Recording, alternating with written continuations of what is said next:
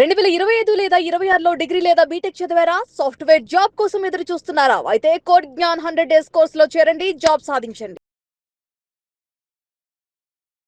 Hello MVN Kashyap గారు. Hello Nagaraju గారు. చాలా మందికి అంటే నో ఎక్స్క్యూజెస్ మైండ్ సెట్ అంటే ఎలా ఉండాలి అనేటువంటి దానికి ఒక డెఫినేషన్ తెలియదు. నో ఎక్స్క్యూజెస్ మైండ్ సెట్ అనేది ఎలా ఉండాలి? ఎక్స్క్యూజెస్ చాలా డేంజరస్ అండి. ఇక్కడ ఓన్లీ ఎదగాలి, సక్సెస్ అవ్వాలి అంటే ఏకైక ఆప్షన్ ఏంటంటే అనుకున్న ప్లాన్స్ ఎగ్జిక్యూట్ చేయటం. One way traffic. శబాష్, వన్ వే ట్రాఫిక్. ఎక్స్క్యూజెస్ ఇస్తారా, ఎగ్జిక్యూట్ చేస్తారా? ఎక్స్క్యూజెస్ ఇస్తే మీరు ఓన్లీ రీజన్స్ ఇస్తారు. ఎగ్జిక్యూషన్ అంటే మీరు రిజల్ట్స్ ఇస్తారు. ఎదగాలి, గ్రోత్ కావాలి, సక్సెస్ మీ చిరునామా కావాలి అంటే బాగా గుర్తుపెట్టుకోండి, no excuses, zero tolerance to excuses. చెప్పటం చాలా ఈజీ, ఎక్స్క్యూజెస్ ఇవ్వకండి. మీలో ఏవైతే మిస్ అవుతున్నాయో, మీకున్న ఛాలెంజెస్ ఏంటో, మీకున్న ప్రాబ్లమ్స్ ఏంటో అవి ఉన్నాయని ఎక్స్క్యూజెస్ ఇవ్వకండి, ప్రయత్నించండి అని చెప్పటం చాలా చాలా ఈజీ. కానీ చేసి చూపించటం చాలా కష్టం. అందుకే ఇక్కడ ఎలా చెయ్యాలి అనే బదులు ఎవరు చేశారో చూపించేశాను అనుకోండి, అప్పుడు ఆడియన్స్ కూడా ఎక్స్క్యూజెస్ ఇవ్వరు. ఎందుకంటే ప్రూఫ్ ఉంటుంది. నేను ఒక రియల్ లైఫ్ స్టోరీ తీసుకుంటాను, ఎక్స్క్యూజెస్ లెస్ మైండ్ సెట్గా ఎలా డెవలప్ అవ్వాలి అని చెప్పడానికి. ఈ మధ్య కాలంలో సెన్సేషన్ సృష్టించిన ఒక వ్యక్తి గురించి నేను ఇవాళ మాట్లాడుతున్నా. అయితే ఆ వ్యక్తి ఆ సెన్సేషన్ సృష్టించడానికి కారణం తన తండ్రి ఒక కలగన్నాడండి. ఈ స్టోరీ ఎక్కడ స్టార్ట్ అవుతుందంటే, తండ్రి ఒక కలగన్నాడు. అయితే తనంతట తాను ఆ కళని తండ్రి నెరవేర్చుకోలేక ఆ కళ అంతే మిగిలిపోయింది. నేను ఇది చేస్తుంటే బాగుండేదే. ఆ తండ్రికి కొడుకు పుట్టాడు. అందరికీ పుట్టిన కొడుకు కనపడ్డాడు, కానీ తండ్రికి తను నెరవేర్చుకోలేని కళ కనపడింది ఆ కొడుకులో. కొడుక్కి 4 ఏళ్ల వయసు వచ్చేటప్పటికే ఆ కళ నెరవేర్చుకునే ప్రొసీజర్ మొదలుపెట్టాడు. 4 ఏళ్ల పిల్లగాడు, ఆలోచించండి. 4 ఏళ్ల వయసులో ఏం చేస్తారండి? ఏం చేస్తారు? మహా అయితే టీవీలో కార్టూన్ చూస్తారు. అసలు అప్పటికి సరిగ్గా మెచ్యూరిటీ అనేది చాలా పెద్ద పదం. కానీ ఈ 4 ఏళ్ల పిల్లగాడు తండ్రి కళ నెరవేర్చటానికి సూర్యోదయానికి ముందే నిలబడేవాడు. సూర్యాస్తమయం జరిగేంత వరకు కష్టపడ్డాడు 4 ఏళ్ల పిల్లగాడు. కట్ చేస్తే ఆ పిల్లగాడికి 13-14 ఏళ్ల వయసు వచ్చింది. 2025 సంవత్సరం ఐపీఎల్ ఆక్షన్స్ జరుగుతున్నాయి. పట్టేసుంటారు ఇప్పుడు, ట్రెండ్ సెట్టర్ పట్టేసుంటారు ఇప్పుడు. అండర్స్టూడ్. ఎస్, ఐపీఎల్ ఆక్షన్ మొదలైంది. ఈ పిల్లగాడి పేరు బయటికి వచ్చింది. చూస్తే ఎక్కువ మంది టీమ్స్ అంతగా ఇంట్రెస్ట్ చూపిలా. రీజన్ ఏదైనా కానీ 2 టీములు బాగా ఇంట్రెస్ట్ చూపించినాయి. ఆక్షన్ మొదలైంది. నంబర్స్ చాలా ఫాస్ట్గా పెరిగినాయి. 30 లక్షలతో మొదలైంది. 30, 35, 40, 45, 50, 55 చాలా ఫాస్ట్గా 1,10 లక్షల వరకు వెళ్ళిపోయింది. రాజస్థాన్ రాయల్స్ టీమ్ తనని పర్చేస్ చేసింది. ఆక్షన్స్ అయిపోయిన తర్వాత ఈవినింగ్ హాట్ న్యూస్ ఏంటయ్యా అంటే, యూజువల్గా ఆక్షన్లో హాట్ న్యూస్ ఏముంటుంది? ఎవరు ఎక్కువ ఎవరికి ఎక్కువ ప్రైజ్ పెట్టారు ఏంటి, ఇదంతా నడుస్తుంది. ఆ రోజు ఆక్షన్లో క్వశ్చన్ ఏంటంటే, 13-14 ఏళ్ల వయసున్న ఒక పిల్లగాడికి 1,10 లక్షలు ఇచ్చి కొనటం అవసరమా? అది కూడా రాహుల్ ద్రావిడ్ లాంటి గొప్ప బ్రెయిన్స్ ఉన్న రాజస్థాన్ టీం ఈ తప్పు చేసిందేంటి అన్నట్టుగా అనుకున్నారు. ఐపీఎల్ టీం ఫ్రాంచైజీలు కొంతమంది ఆక్షన్లో నవ్వారండి. ఆక్షన్స్లో నవ్విన ఇది ఉంది. అయితే ఐపీఎల్ మొదలైంది. అందరూ ఈ పిల్లగాడు ఏం చేస్తాడని చూశారు. ఫస్ట్ 8 మ్యాచ్లు ఆడలా. ఒక మ్యాచ్లో ఆ అబ్బాయికి ఛాన్స్ వచ్చింది. 14 ఏళ్ల పిల్లగాడు. ఏమంటే గ్రౌండ్ ఒకసారి ఊహించుకోండి, క్రికెట్ గ్రౌండ్లో కొన్ని లక్షల మంది మధ్యలో ఆ లైట్లన్నీ, ఫ్లడ్ లైట్లన్నీ ఎంతో బ్రైట్గా వెలుగుతున్నాయి. ఈ పిల్లగాడి కళ్ళల్లో ఆ లైట్ల కంటే ఎక్కువ కసి వెలుగుతోంది. అందరి మైండ్లలో నడుస్తుంది ఏంటంటే, 2-3 బాళ్ళన్నా ఆడతాడో ఆడడో, ఆడగలడో లేదో. మిగతా వాళ్ళు ఏమనుకుంటున్నారంటే, బాల్ వేయగానే సింగిల్ తీసి వేరే ప్లేయర్కి స్ట్రైక్ ఇస్తే వాళ్ళు కొడతారు, చూద్దాం అందరి మైండ్ సెట్ ఇది. కానీ రెఫరెన్స్ క్యాండిడేట్ అనుకున్నారేమో. రిఫరెన్స్ క్యాండిడేట్ అనుకున్నారు, కానీ ఆ రిఫరెన్స్ క్యాండిడేటే ప్రిఫరెన్స్ క్యాండిడేట్ గా మారాడు. ఇంటర్నేషనల్ బౌలర్స్ బాల్ పట్టుకొని ఉరుక్కుంటూ బాల్ వేశారు. కొన్ని వేల మంది స్టేడియంలో, కొన్ని లక్షల మంది టీవీల ముందు కూర్చొని చూశారు. ఆ పిల్లగాడు ఒక్క అడుగు ముందుకేసి తన బ్యాట్ని స్వింగ్ చేసి first ball in his career కోడితే బ్యాంగ్, అంతే, బౌండరీ దాటి 6 వెళ్ళింది.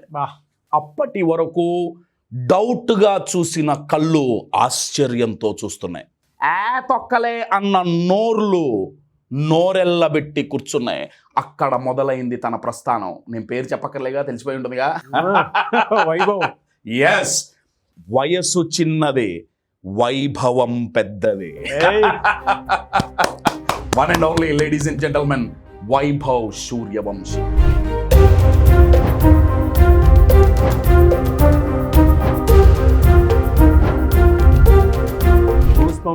Yes sir. వైభవ్ సూర్యవంశీ తండ్రి క్రికెటర్ అవ్వాలనుకుంటే తను క్రికెటర్ అవ్వలేకపోతే తన కొడుకుని క్రికెటర్ చేశారు. అయితే 14 ఏళ్ల వయసులో ఐపీఎల్కి తనకి ఛాన్స్ వచ్చింది. 4 ఏళ్ల వయసులో తను క్రికెట్ ప్రాక్టీస్ మొదలుపెట్టారు. ఆయన ఇంటి పైన ప్రాక్టీస్ చేసేవారు. వీళ్ళకి పొలం ఉండేది. వాళ్ళ నాన్నగారిది వ్యవసాయం అండి. మీరు అన్నారు కదా నో ఎక్స్క్యూజెస్ అని. అవును.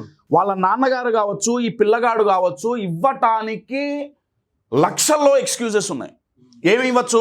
మా దగ్గర డబ్బులు లేవు, మా దగ్గర బ్యాక్గ్రౌండ్ లేదు, మాకెవరు సపోర్ట్ చేయట్లేదు, మాకు ఫెసిలిటీస్ లేవు. ఇవ్వటానికి కొన్ని లక్షల రీజన్స్ ఇవ్వచ్చు. వాళ్ళు రీజన్స్ ఇవ్వాల, ఎఫర్ట్స్ పెట్టారు. ఏ రేంజ్లో పెట్టారంటే, బీహార్లో పుట్టాడు ఈ పిల్లగాడు, అందరికీ తెలిసిందే. తన తండ్రి ఈ పిల్లగాడిని క్రికెటర్ చేయడానికి తనకున్న ఏకైక పొలం కూడా అమ్మేశాడు. తండ్రి నమ్మకం చూడండి పిల్లగాడి మీద. కళలు ఎవరైనా కంటారండి. కళలు కనటం పెద్ద కష్టం కాదు, కానీ కళలకు తగ్గ కసరత్తు చేయటం చాలా కష్టం. వైభవ్ సూర్యవంశీ పేరు ఇవాళ ప్రతి నోట్లో నానటానికి కారణం ఏంటంటే జస్ట్ కళలు గనలా కసరత్తు చేశాడు. ఎక్స్క్యూజెస్ ఇవ్వకుండా ఉండటం అంటే అర్థం ఏంటంటే ఏదేమైనా కానీ ఆ కసరత్తు చేయటమే.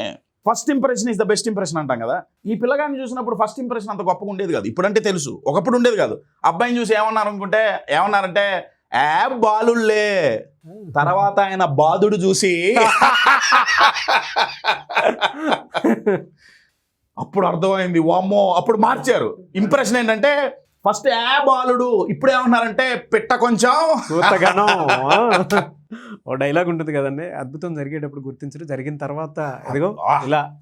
చాలా మంచిదండి. అద్భుతం జరిగేటప్పుడు ఎవరు గుర్తించరు, జరిగిన తర్వాత ఆ అద్భుతాన్ని పొగడటం తప్ప ఇంకొక ఆప్షన్ ఉండదు. అవును. ఆ అద్భుతాన్ని తన తండ్రి గుర్తించారు, కొంతమంది కోచెస్ గుర్తించారు, ఒక 4-5 వ్యక్తులు ఉన్నారండి. ఎస్, ఈ పిల్లగాడు ఒక అద్భుతం అని గుర్తించిన వ్యక్తులు. వాళ్ళు ఆ అద్భుతాన్ని గుర్తించటం వల్ల ఇప్పుడు ప్రపంచం మొత్తం ఆ అద్భుతాన్ని చూడగలుగుతుంది. చాలా కరెక్ట్ అండి. అద్భుతం ఫస్ట్ ఎవరు గుర్తించలేదు, చాలా తక్కువ మంది గుర్తించగలరు. అయితే వైభవ్ సూర్యవంశీ స్టోరీ ఇక్కడ తీసుకోవడానికి కారణం, సినిమాలో ఒక హీరో ఎంట్రీ అప్పుడు ఏదో హైప్ ఇస్తామే, అలా హైప్ ఇవ్వటానికి కాదు. ఇక్కడ కారణం ఏంటంటే 14-15 ఏళ్ల వయసు పిల్లగాడు వీడియో గేమ్లు ఆడుకోవాల్సిన వయసు, కార్టూన్లు చూసుకోవాల్సిన వయసు, టీవీ చూసుకునే వయసు, అటువంటి వయసులో ఇంటర్నేషనల్ లెవెల్లో పర్ఫామ్ చేస్తున్నాడు అంటే అది only no excuses mindset అని. దీనికి 3 కారణాలు. నో ఎక్స్క్యూజెస్ మైండ్ సెట్ కావాలి అంటే 3 ఉండాలి. ఐపీఎల్ ద్వారా సెన్సేషన్ అయ్యాడు కదా, సో ఐపీఎల్ లాగానే నేను చెప్తా. ఫస్ట్ ఏముంటే ఎక్స్క్యూజెస్ ఇస్తాం, ఏముంటే ఇవ్వం. తీసుకుందాం.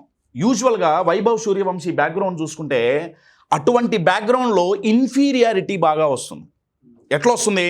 తనకంటే అందరూ పెద్దవాళ్ళే, తన ముందు అపోనెంట్ టీంలో ఉన్న వాళ్ళందరూ తనకంటే ఎక్స్పీరియన్స్డ్ పీపులే, తన వయసు కంటే ఎక్స్పీరియన్స్ ఎక్కువ ఉంది వాళ్ళకి. జస్ప్రీత్ బుమ్రా లాంటి ఇంటర్నేషనల్ ప్లేయర్స్ బౌలింగ్లో 6లు కొట్టాడు నేను. ఇవి చూసినప్పుడు నాకు ఏజ్ లేదు, నాకు బ్యాక్గ్రౌండ్ లేదు, నాకు ఎక్స్పీరియన్స్ లేదు, నా దగ్గర అంత వాళ్ళతో పోల్చుకుంటే నా దగ్గర అంత స్కిల్ లేదు, వాళ్ళకున్న రికార్డు లేదు, వాళ్ళకున్న స్టేటస్ లేదు. ఇవి చూసుకుంటే ఈజీగా ఇన్ఫీరియారిటీ వస్తుంది. కానీ ఇన్ఫీరియారిటీ వచ్చిందా, ఎక్స్క్యూజెస్ ఇస్తాం.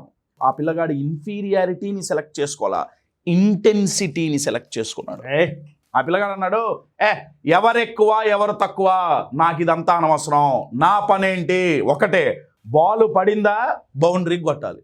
సింగిల్ 2 రన్లు తీయటం కూడా అబ్బే ఛాన్స్లే. ఆయన రికార్డులు అంతే ఉన్నాయి కదండి, 35 బాళ్ళలో సెంచరీ. నిన్న జరిగిన రీసెంట్ దాంట్లో ఒక ఐపీఎల్ సీజన్లో హైయెస్ట్ సిక్సర్లు కొట్టిన క్రిస్ గేల్ రికార్డు బ్రేక్ చేశాడు ఆ పిల్లగాడు బ్రేక్ చేసింది ఓన్లీ బయట రికార్డ్స్ కాదండి, తన మైండ్లో ఉన్న లిమిటేషన్స్ని బ్రేక్ చేశాడు. ఇన్ఫీరియారిటీ లాంటి లిమిటేషన్స్ని బ్రేక్ చేసి ఇంటెన్సిటీతో ఆడారు. ఇంటెన్సిటీ అంటే అర్థం ఏంటంటే 100% ఇవ్వటం అండి, 100%. దీన్ని పీక్ పర్ఫార్మెన్స్ అంటారు. ఏదో ఒకసారి 10% ఇచ్చి, ఒకసారి 100% ఇచ్చి, ఒకసారి నీరసపడిపోయి కాదు. ఆ పిల్లగాడు ఫేస్ చేసే ప్రతి బాల్ ఇంటెన్సిటీతోనే ఆడాడు. మనం కూడా మన లైఫ్లో ఎక్స్క్యూజెస్ ఇవ్వకుండా ఉండాలంటే మనం చేసే ప్రతి పనిలో ఆ ఇంటెన్సిటీ, ఆ తీవ్రత ఉండాలంట. So inferiority versus intensity. లైఫ్లో ప్రెషర్ కామన్ అండి. వైభవ్ సూర్యవంశీ జీవితంలో అయితే ప్రెషర్ అది ఇప్పుడు మన లైఫ్లలో మన ప్రెషరు 4-5 తెలుస్తుంది. మనం ఫెయిల్ అయ్యామనుకోండి, ఎవరో 4-5 నవ్వుతారు. ఆ అబ్బాయి ఫెయిల్ అయితే ఆ దేశం మొత్తం, అబ్సల్యూట్లీ ప్రపంచం మొత్తం నవ్వుతుంది. ఆ అబ్బాయి మీద నవ్వుతుంది, ఆ అబ్బాయిని నమ్మిన వాళ్ళని కూడా హేళన చేస్తారు. So pressure common. ఇక్కడ ఏంటంటే ప్రెషర్లో మీరు ప్యానిక్ అవుతారా లేదా ప్రోగ్రెస్ అవుతారా మీ చేతుల్లో ఉంది. మీరు ప్యానిక్ అయ్యారనుకోండి, ఎక్స్క్యూజెస్ ఇస్తారు. ఇంత ప్రెషర్ ఉంది, ఇంత కష్టం, వామ్మో నా వల్ల ఏమవుతుంది, అసలు మీరు నా పొజిషన్లో ఉంటే తెలుస్తుంది, ఓ పెద్ద అంటారు. అంతే. ఏది ఎక్స్క్యూజెస్ ఇవ్వటం అనమాట. కానీ ప్రోగ్రెస్ మీద ఫోకస్ చేస్తే అప్పుడు ప్యానిక్ కాదండి. వైభవ్ సూర్యవంశీ ప్యానిక్ అవ్వాల, స్టేడియంలో పిక్నిక్ క్రియేట్ చేశాడు. బౌండరీలు కొట్టి పిక్నిక్ క్రియేట్ చేశారు. సో ఎక్స్క్యూజెస్ ఇవ్వకుండా ఉండాలి అంటే ప్యానిక్ అవ్వకూడదు, ప్రోగ్రెస్ మీద ఫోకస్ చేయాలి. సో ఐ అంటే inferiority versus intensity. P for pressure. ప్రెషర్లో మీరు ప్యానిక్ అవుతారా లేదా ప్రోగ్రెస్ అయ్యి పిక్నిక్ క్రియేట్ చేస్తారా, అది. ఎల్ అంటే లిమిటేషన్స్. నా లిమిటేషన్స్ అంటే పరిమితులు అండి.